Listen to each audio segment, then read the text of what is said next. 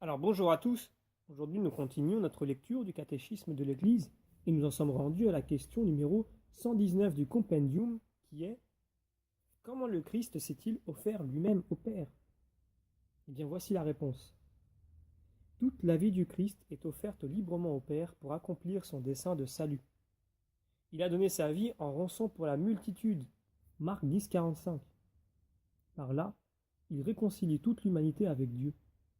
Sa souffrance et sa mort manifestent que sa propre humanité a été l'instrument libre et parfait de l'amour divin qui veut le salut de tous les hommes. Donc pour étayer ces propos, prenons les paragraphes 606 à 609 du catéchisme de l'Église. Et là où nous commençons, l'intitulé se trouve être « Le Christ s'est offert lui-même à son Père pour nos péchés.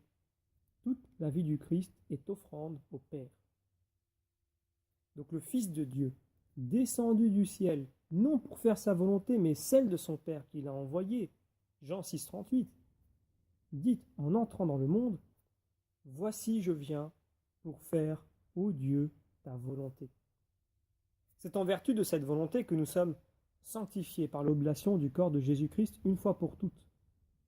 Dès le premier instant de son incarnation, le Fils épouse le dessein du salut divin dans sa mission rédemptrice.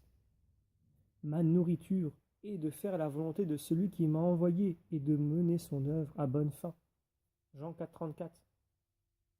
Le sacrifice de Jésus pour les péchés du monde entier est l'expression de sa communion d'amour au Père. Le Père m'aime parce que je donne ma vie. Jean 10, 17.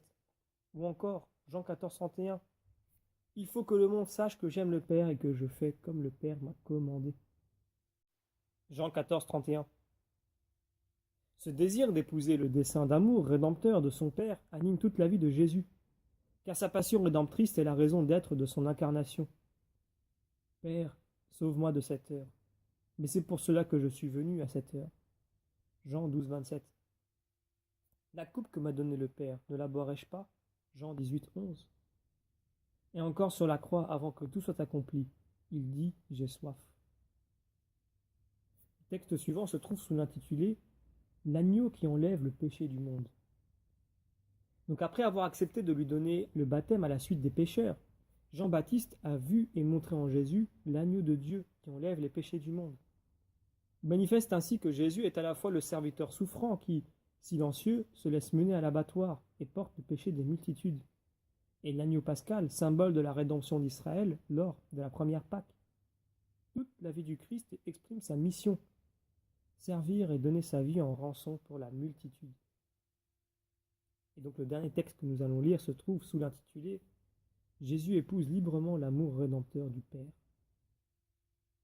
Donc en épousant dans son cœur humain l'amour du Père pour les hommes, Jésus les a aimés jusqu'à la fin, car il n'y a pas de plus grand amour que de donner sa vie pour ceux qu'on aime. Jean 15, 13. Ainsi, dans la souffrance et dans la mort, son humanité est devenue l'instrument libre et parfait de son amour divin qui veut le salut des hommes.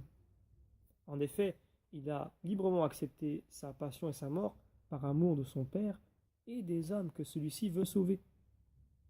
Personne ne m'enlève la vie, mais je la donne de moi-même. Jean 10, 18. D'où la souveraine liberté du Fils de Dieu quand il va lui-même vers la mort. Voir notamment Jean 18, 4, 6 ou Matthieu 26, 53.